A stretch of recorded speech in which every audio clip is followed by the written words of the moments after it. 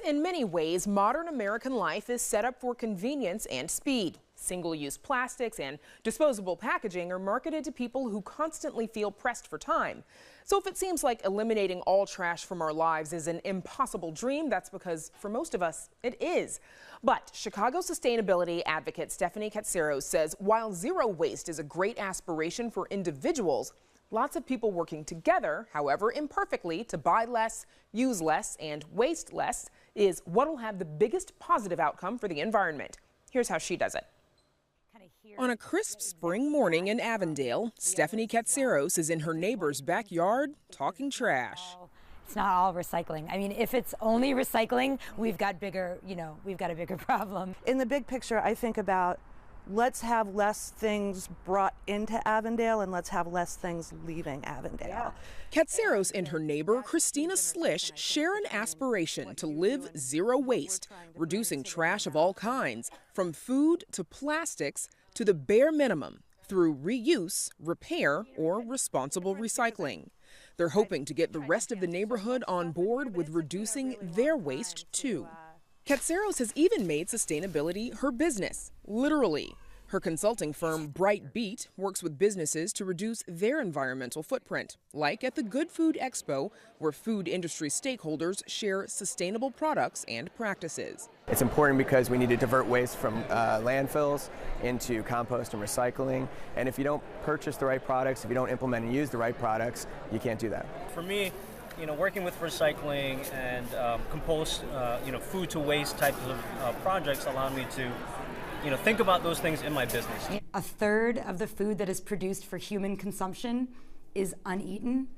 That's not just food, but it's also the water that was put into the ground to grow the crops, or the feed that was grown and fed to the animals, and all the transportation that went into that. It's such an environmental footprint just to get the food to, through distribution to our house. And then when it goes uneaten, all of those resources are also wasted.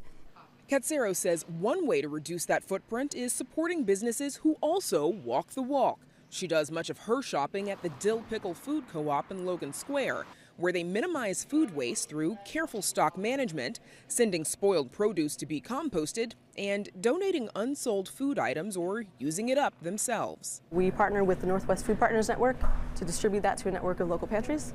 The food that's not donated, which is very little, we have those pickups almost daily, is open for our staff to grab.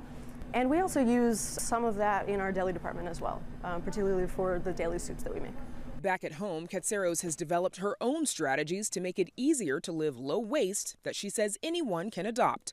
From composting food scraps, you have the bin right there where you can toss your food scraps, to reusing old containers and buying in bulk to bypass packaging waste. The containers might be something I've purchased, it's a glass jar, or something I had around the house. It's just a reusable container of black beans. To recycling bin placement.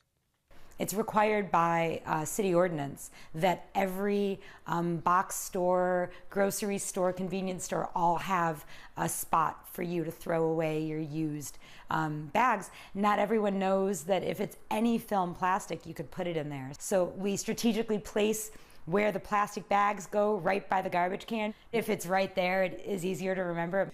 Even the refrigerator helps make sure food gets eaten instead of thrown away. You can see everything. When it's more visible, you're less likely to leave it sitting there. Beyond the kitchen, there's also the stuff of everyday life, including everything that comes with having a child, like Katsaros' daughter, Zoe.